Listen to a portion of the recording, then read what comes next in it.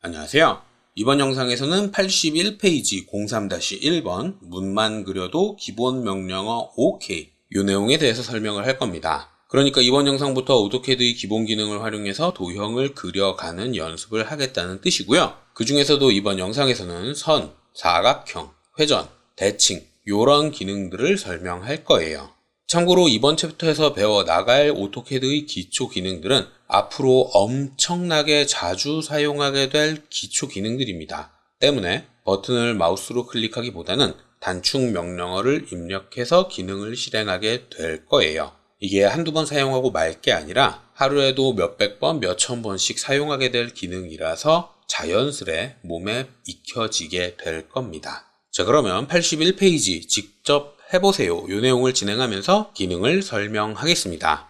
완성된 도면은 도어 언더바 fin 이 도면인데 책에 나와 있는 내용대로 새 도면을 만들어서 똑같은 내용을 작성하시면 돼요. 새 도면을 만들었으면 도형을 그리기 전에 가장 먼저 해야 할 일, 당연히 도면층 특성 관리자를 열어서 사용할 도면층을 설정하는 일입니다. 이번 예제에서는 비어있는 도면층 하나 만들어서 이름은 도어로 지정을 할 거고요. 색상을 하늘색으로만 지정하시면 돼요. 그리고 앞으로 모든 내용을 이 도면층 하나로 진행하겠습니다.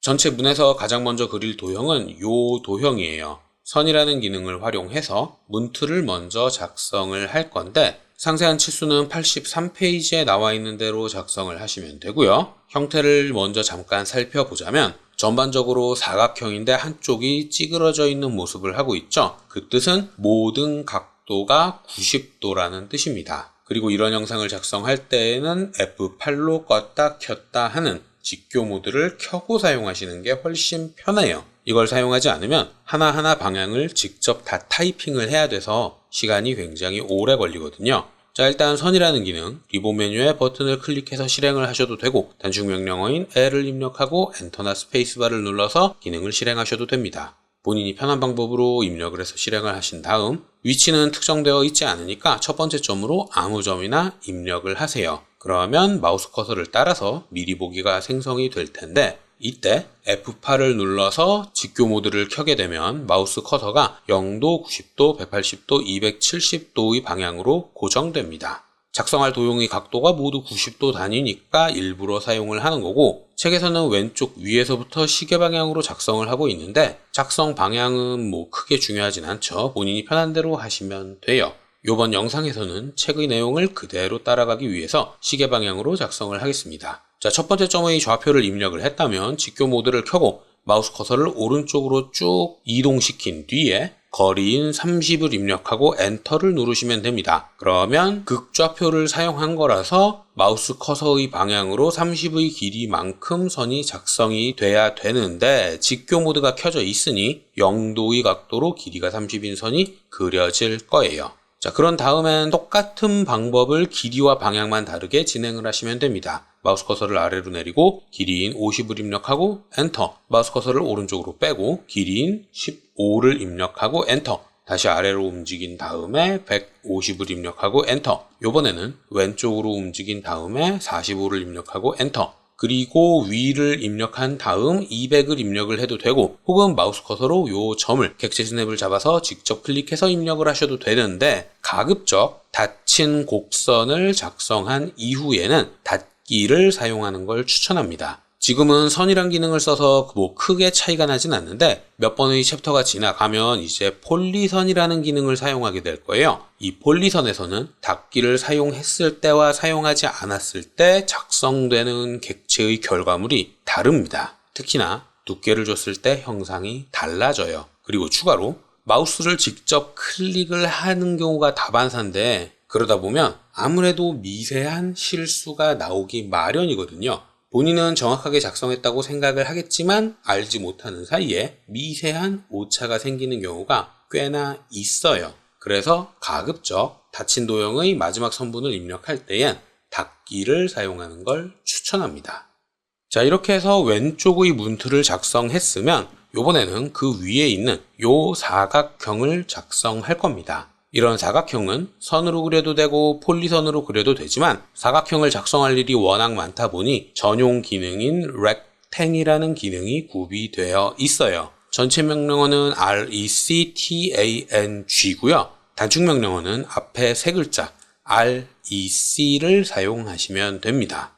자, 앞에서 작성한 새 도면으로 넘어와서 단축 명령어인 rec를 입력해서 기능을 실행하셔도 되고요. 버튼을 클릭해서 실행을 하셔도 되고요. 어쨌든 기능을 실행하면 첫 번째 구석점을 지정해 달라고 할 겁니다. 그리고 첫 번째 구석점을 지정하고 나면 그 반대편에 있는 점의 좌표를 입력해서 사각형이 그려지게 되는 거죠. 그리고 이때 사각형의 방향은 현재 사용하고 있는 좌표계의 X, Y축과 평행하게 작성됩니다. 그러니까 UCS를 사용해서 좌표계를 틀었다. 이렇게 틀어놓은 다음에 사각형을 작성하면 기울어져 있는 사각형을 작성할 수 있다는 뜻이기도 해요. 사각형을 작성할 일은 워낙에 많으니까 하나씩 그려놓고 회전시키기보다는 좌표계를 활용하시는 게 편할 겁니다. 자, 어쨌든 첫 번째 구석점을 지정하고 마우스 커서를 움직이면 작성될 사각형의 미리 보기가 화면에 표시가 될 거예요. 근데 이때 버전이 좀 낮은 분들, 2020 이하의 버전을 사용하시는 분들은 미리 보기가 좀 다르게 나올 수도 있습니다.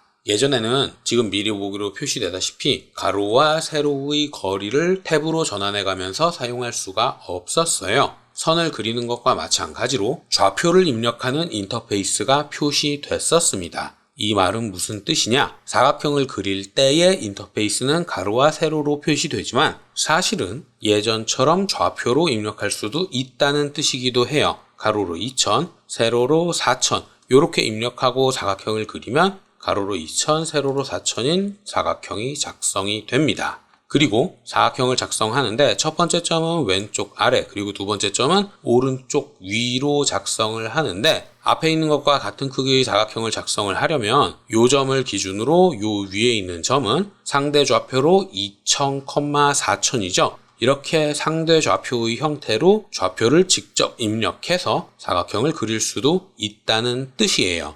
다만 이렇게 입력하는 값이 달라짐에 따라 화면에 표시되는 미리 보기도 다릅니다. 자, 먼저 가로와 세로를 입력할 때 그때는 그냥 미리 보기가 보이죠? 별 차이가 없어요. 근데 좌표로 입력할 때엔 쉼표를 입력하는 순간 미리 보기가 일순간 바뀌게 됩니다. 자, 다시 한번 사각형을 그리는데 이번에는 X축의 좌표로 마이너스 3000을 입력을 해볼게요. 그런 다음 쉼표를 입력하면 미리 보기가 이런 식으로 형상이 된다는 겁니다. 그리고 세로값으로 1000을 입력하면 제가 진짜 입력했던 형상으로 되돌아오게 되는 거죠. 그러니까 사각형을 작성할 때 좌표로 입력을 했다면 미리 보기는 믿으면 안 된다는 뜻이기도 해요. 이게 아주 예전 버전부터 있었던 미리 보기와 형상의 괴리거든요. 익숙해지면 사용하는 속도가 빨라져서 미리 보기가 티가 나지 않을 만큼 짧게 표시되겠지만 처음 공부할 땐 이게 신경 쓰이실 수도 있어서 설명을 잠깐 했습니다. 자, 어쨌든 사각형이라는 기능을 사용해서 문짝을 그려 나갈 텐데 요걸 그릴 거예요. 이 사각형의 치수는 긴 변이 840 그리고 짧은 변은 50입니다. 50, 840 요 크기로 그리시면 되는 거고요. 사각형이란 기능을 실행을 해서 아무데나 그린 다음 50, 탭, 840 요렇게 입력해서 그리면 이걸 다시 정확한 위치로 옮겨줘야 되는 불편함이 생깁니다. 그러니까 이왕이면 요 형상에 딱 붙어 있는 위치 요 점을 첫 번째 점으로 지정을 하시고요. 가로로는 50, 탭, 840 요렇게 입력하면 사각형이 그려질 거예요. 자, 이렇게 문짝을 하나 작성했으면 밑에 있는 요 가로로 작성된 것도 같은 방법으로 작성을 하셔도 됩니다. 렉탱을 실행을 해서 요번에는 기준점을 여기로 잡아도 되고 여기로 잡아도 되겠죠? 위에 있는 점을 잡았다. 그러면 마우스 커서를 오른쪽 아래로 이동시킨 다음 840, 탭, 50 이렇게 가로와 세로의 치수를 기입하면 사각형이 작성될 거예요. 근데 이번 영상에서는 기능 설명을 위해서 원래 작성했던 이 친구를 회전시키는 방법을 사용하겠습니다. 이 회전이란 기능도 꽤나 자주 사용하게 될 거라 연습을 하실 필요가 있거든요. 자, 그러면 이미 작성해놨던 이 친구 불필요하니까 지워야 될 텐데 객체를 지울 때엔 객체를 선택하고 키보드의 딜리트 키를 눌러도 됩니다. 근데 아무래도 불편해요. 딜리트 키를 누르려면 오른손이 마우스에서 떨어져서 키보드로 움직여야 되잖아요. 그래서 그 대신 객체를 지우는 이레이즈라는 기능을 사용하는 걸 추천합니다. 전체 명령어는 이레이즈 전부 다 사용을 하시면 되는데 단축 명령어가 앞에 첫 글자 알파벳 E만 입력을 하면 되거든요. 단축 명령어가 짧으면 짧을수록 사용 빈도가 높은 기능이라는 뜻이겠죠, 아무래도. 그리고 객체를 지울 일은 어마어마하게 많기 때문에 가급적 딜리트보다는 이레이즈를 사용하는 걸 추천합니다. 자, 그러면 이제부터는 회전, 로테이트라는 기능을 사용해서 객체를 회전시킬 거예요. 단축 명령어는 앞에 두 글자 R5만 입력을 하시면 되고요. 객체를 회전시키기 전에 어떻게 회전할지를 먼저 살펴봐야 합니다. 로테이트란 기능을 실행하면 객체를 선택해달라고 하고 그런 다음 기준점을 지정해달라고 하거든요. 그리고 이 기준점을 어디에 입력을 했느냐에 따라 결과가 이렇게 바뀌게 되기 때문에 회전에서의 기준점은 굉장히 중요한 역할을 합니다.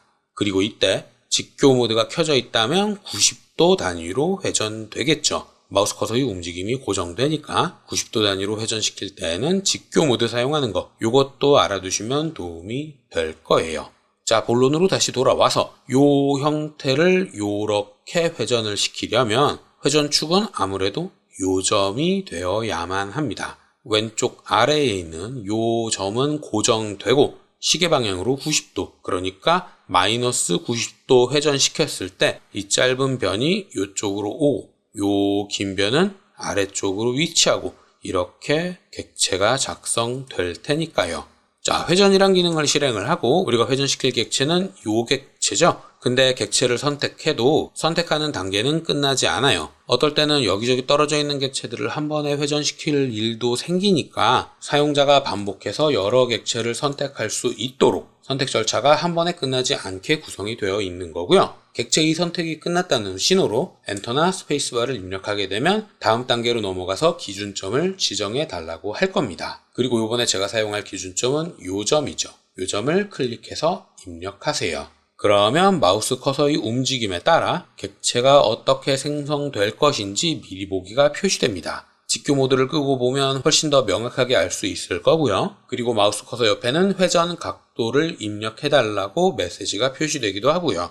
직교 모드를 사용해서 이렇게 움직여 놓고 마우스를 클릭을 해도 되고 혹은 각도인 마이너스 90을 입력해서 실행하셔도 되는데 이렇게 해서 실행을 하면 안 됩니다. 왜냐하면 원래 있던 객체를 바로 회전시키느라 원본 객체가 사라지게 되거든요. 객체를 회전시킬 때는 어떨 땐 이렇게 원본을 제거하고 싶을 때가 있을 수도 있고 그리고 어떨 때엔 원본 그대로 남기고 새로 회전된 객체를 추가로 만들고 싶을 때도 있을 거예요. 그렇기 때문에 명령행을 살펴보면 로테이트라는 기능을 사용할 때 복사라는 옵션이 들어가 있습니다. 이 옵션을 사용하지 않았기 때문에 원본 객체가 제거된 거예요. 자, 컨트롤 Z를 한번 눌러서 이전 단계로 돌아간 뒤에 다시 한번 회전이란 기능을 사용을 합시다. 절차는 똑같아요. 객체를 선택하고 객체의 선택이 끝났다는 의미로 엔터나 스페이스바를 누른 다음 기준점을 입력합니다. 그러면 미리 보기가 화면에 표시가 될 거고 이 상태에서 바로 각도를 입력하는 대신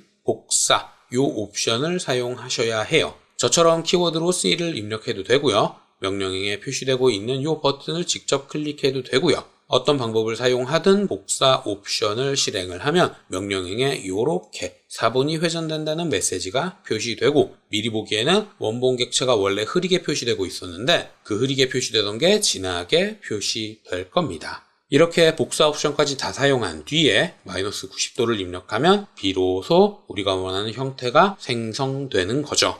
자, 여기까지 진행을 했으면 이제 남은 건 오른쪽의 문틀 그리고 문의 회전 반경을 표시하는 호 이렇게 두 가지만 추가로 작성하면 되는데 다음 단계로 넘어가기 전에 사각형에 대해서 간략하게 설명을 잠깐만 할게요. 이 사각형은 기능의 설명을 보면 직사각형 폴리선을 작성한다고 기재되어 있습니다. 그리고 특성 팔레트를 열어서 객체의 유형을 살펴보면 이 사각형은 사각형이라는 객체가 아니라 폴리선이에요. 사각형이란 기능을 사용해서 작성했지만 객체의 유형이 사각형이 아니라 폴리선입니다. 그리고 폴리선을 작성하는 전용 기능이 따로 있죠. 이 폴리선이라는 기능을 만지작해서 직사각형 그리기에 최적화되도록 만들어 놓은 기능이 탱이라는 기능이고, 때문에 작성된 결과물은 폴리선으로 작성이 되는 겁니다. 객체의 유형 자체가 폴리선이에요. 오토캐드에는 사각형이라는 유형의 객체가 없습니다. 그리고 사각형이라는 버튼 오른쪽에 보면 화살표가 있죠? 이걸 누르면 폴리곤, 정다각형을 작성하는 기능도 있기는 해요. 그리고 기능의 설명을 읽어보면 등변의 닫힌 폴리선을 작성한다고 적혀 있습니다. 그러니까 폴리곤이라는 기능도 결국엔 폴리선이라는 뜻이죠. 폴리선이라는 객체는 오토캐드에 굉장히 광범위하게 사용이 돼요. 그리고 여기저기 광범위하게 사용되는 만큼 직접 사용할 일도 굉장히 많을 겁니다. 폴리선에 대해서는 이번 영상에서 설명하진 않겠지만 간단하게 차이점만 생각을 해보자면 한붓 그리기 형태로 작성된 선과 호를 하나의 객체로 엮어둔 거라고 생각을 하시면 돼요. 앞에서 제가 선이라는 기능으로 문틀을 그렸죠. 근데 선택을 해보면 하나하나 구간별로 각각의 선이 작성된 겁니다. 이렇게 선은 하나하나 좌표를 입력할 때마다 개별적인 객체로 작성되는 반면에 폴리선은 기능이 끝날 때까지 작성된 모든 객체를 하나의 객체로 만드는 기능이에요. 때문에 다수의 경우에 연결되어 있는 뭔가를 그린다 그러면 선보단 아무래도 폴리선이 편하겠죠. 객체를 선택하는 것 자체가 훨씬 편하잖아요. 그래서 폴리선이라는 거 요거 앞으로 굉장히 자주 사용하게 될 텐데 설명할 내용이 아무래도 많으니 추후에 충분히 설명을 하도록 하겠습니다. 자, 일단 오른쪽에 문틀을 먼저 그려볼게요. 그릴 때엔 앞에서 사용했던 방법과 동일하게 작성을 해도 되기는 한데 이 형태가 오른쪽에 똑같이 그냥 복사되는 게 아니라 좌우가 반전된 상태로 생성돼야 되죠. 그리고 이렇게 특정 축을 기준으로 반전된 형상을 작성하는 기능이 대칭이라는 기능입니다. 기능 설명의 이미지에 있는 것처럼 전체 형상이 대칭형이다 그러면 절반만 작성한 뒤에 대칭시켜서 형상을 완성할 수 있는 거예요. 대칭이란 기능의 명령어는 mirror, mirror이고요. 단축 명령어는 앞에 두 글자 mi만 입력을 하시면 됩니다. 대칭이란 기능을 실행하면 어떤 객체를 반전시킬 거냐 객체를 선택해달라고 하고요. 이번에는 이 친구들 이 문틀만 선택하시면 되겠죠. 객체의 선택이 끝났다는 의미로 엔터나 스페이스바를 누르면 대칭선을 지정해 달라고 할 거예요. 그리고 이 대칭선은 엄연히 선이니까 두 개의 좌표를 입력하게 됩니다. 예를 들어 이 점을 클릭했다. 그리고 마우스 커서를 움직여 보면 마우스 커서 옆에는 두 번째 점을 지정해 달라고 하죠. 대칭선을 입력할 때 두 개의 좌표를 사용한다는 거예요. 그리고 그 두 개의 좌표를 잇는 가상의 선을 축으로 반대편에 대칭된 형태의 객체가 생성되는 겁니다. 자, 근데 지금 저는 이 문짝의 반대편에 생성하고 싶어요. 그러면 이 문짝의 중간, 그러니까 요 길이가 긴 선의 중간, 그리고 요 길이가 긴 아랫선의 중간, 이 두 점을 잇는 선을 대칭축으로 사용을 해야겠죠? 그래서 다시 한번 대칭이란 기능을 사용해서 객체를 선택하고 엔터. 그런 다음 첫 번째 점을 입력하려고 하는데 오토캐드의 초기 설정에서는 객체 스냅에 중간점이 설정되어 있지 않습니다. 그래서 안 잡히는 분들은 객체 스냅 중에 중간점 요걸 클릭해서 설정을 해주셔야 되고요. 그런 다음 가져가면 삼각형의 중간점이라는 걸 객체 스냅으로 사용할 수 있을 거예요. 이렇게 중간점이 표시될 때 클릭, 그런 다음 아래쪽으로 내려가서 다시 한번 중간점이 표시될 때 클릭, 요렇게 대칭축을 지정을 하시면 되고요. 그런 다음 회전을 사용할 때 복사 옵션을 써서 원본을 지켰듯이 마찬가지로 원본 객체를 지울 거냐고 물어봅니다. 회전은 옵션으로 사용했지만 대칭은 아예 정식적인 절차로 구성이 되어 있는 거예요. 여기에서 얘를 선택하면 이 친구가 제거되니까 당연히 아니요. 이렇게 입력을 하시면 되고요. 그리고 옵션 키워드를 입력할 때 명령행과 마우스 커서 옆의 메시지를 잘 살펴보면 이런 구조로 구성되어 있는 것들이 있습니다. 그러니까 선택지는 예, 아니오로 주어주고 그런 다음 아니오가 꺽쇠 안에 표시되어 있는 경우가 있을 거예요. 이렇게 표시되는 내용이 다르다는 뜻은 뭔가 기능이 다르다는 뜻이겠죠. 이 꺽쇠 안에 들어가 있는 메시지의 역할은 아무런 값도 입력하지 않고 엔터나 스페이스바를 눌렀을 때에 사용할 옵션을 의미합니다. 앞에서 저는 n이라는 걸 직접 마우스로 클릭했죠. 근데 그럴 필요 없이 아무런 값도 입력하지 않고 그냥 엔터를 눌렀으면 아니오가 자동으로 사용됐을 거예요. 그걸 의미하는 겁니다. 자, 컨트롤 Z를 눌러서 다시 한번 사용을 해볼게요. 대칭 기능을 실행을 하고 이 친구 객체를 선택하고 엔터를 누른 뒤에 대칭 축을 설정합니다. 객체 스냅이 풀렸네요. 이렇게 체크하고 중간점 그리고 중간점. 그러면 이렇게 옵션이 표시되는데 명령형에 보면 아니오라고 되어 있고 마우스 커서 옆의 메시지를 보면 아니오에 동그란 체크 표시가 되어 있어요. 이 상태에서 엔터나 스페이스바를 입력하면 괄호 안에 있던 체크 표시가 표시되고 있던 옵션이 자동으로 선택되는 겁니다. 오토캐드의 일부 기능에는 이렇게 옵션의 기본값이 설정되어 있는 것들이 있어요. 그런 걸 사용할 땐 굳이 키워드를 입력하거나 마우스 커서를 입력할 필요는 없습니다. 엔터나 스페이스바를 누르면 바로 선택할 수도 있어요.